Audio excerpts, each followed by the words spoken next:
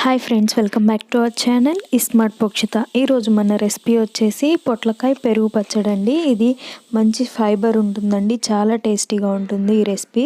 చాలామందికి పొట్లకాయ పెరుగు పచ్చడి ఎలా చేయాలో తెలీదు. ఇది బ్యాచిలర్స్ కూడా ఈజీగా చేసేసుకోవచ్చండి. ఈ రెసిపీ పోషకాలు లోపం ఉన్న వాళ్ళకి చాలా బాగా హెల్ప్ అవుతుందండి. డయాబెటిక్స్ వాళ్ళకి బాగా యూజ్ అవుతుంది ఈ రెసిపీ ఎలా చేయాలో చూద్దాం రండి. ముందుగా ఒక పొట్లకాయని తీసుకొని శుభ్రంగా కడుక్కొని ముక్కలు కట్ చేసుకొని పెట్టుకోవాలండి. ఇదైతే 1/2 kg తీసుకున్నాను నేను.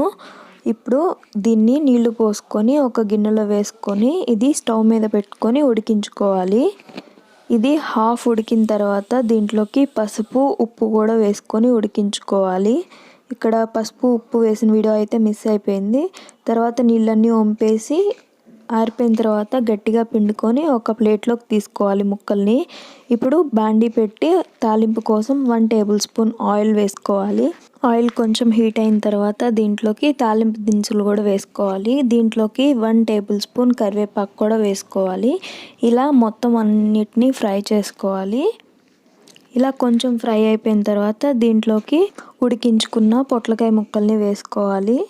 ఇలా వేసుకొని మొత్తం బాగా కలుపుకోవాలండి. ఒకసారి మీకు సాల్ట్ కానీ సరిపోకపోతే ఈ స్టేజ్లో ఉన్నప్పుడు కొంచెం సాల్ట్ అయితే అడ్జస్ట్ చేసుకోవచ్చు. ఇప్పుడు మొత్తం బాగా కలుపుకోవాలి.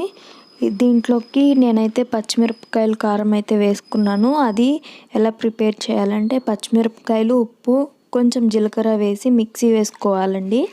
ఇలా మిక్సీ వేసుకొని పక్కన పెట్టుకోవాలి. నేనైతే ఇక్కడ కొంచెం బరకగా పేస్ట్ చేసుకున్నాను. మీకు కావాలనుకుంటే స్మూత్గా అయినా పేస్ట్ చేసుకోవచ్చు. ఇది మొత్తం కలిపి ఒక 2 minutes లో ఫ్లేమ్లో మగ్గనిచ్చుకోవాలండి. అప్పుడే పచ్చికారం పచ్చి వాసన అంతా పోతుంది పచ్చిమిరపకాయల్లో ఉండేది. ఇలా ఒక 2 minutes తర్వాత స్టవ్ ఆఫ్ చేసేసుకొని దీని మీద ఒక 2 స్పూన్లు కొత్తిమీరని అయితే వేసుకోవాలి. ఇలా కొత్తిమీరను వేసుకొని బాగా కలుపుకొని ఇది పూర్తిగా చల్లారనివ్వాలండి. ఇది పూర్తిగా చల్లారిపోయిన తర్వాత దీంట్లోకి 1 కప్పు పెరుగు వేసుకోవాలి. 1 కప్పు పెరుగు కొంచెం కొంచెంగా వేసుకొని కలుపుకుంటూ ఉండాలండి. అప్పుడేంటంటే మొత్తం కలుస్తుంది.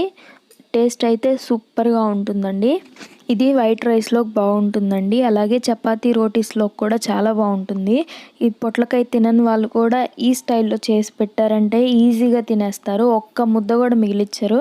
అంత బాగుంటుందండి ఈ కర్రీ. ఇది తప్పకుండా మీరు కూడా ట్రై చేయండి. ట్రై చేసి ఎలా వచ్చిందో కమెంట్ సెక్షన్లో కమెంట్ చేయండి. ఈ వీడియో కానీ మీకు నచ్చినట్లయితే ఒక లైక్ చేయండి. అలాగే మీ ఫ్రెండ్స్ అండ్ ఫ్యామిలీ మెంబర్స్కి షేర్ చేయండి. మరికొన్ని కొత్త రెసిపీస్ కోసం ఛానల్ని సబ్స్క్రైబ్ చేసుకోండి.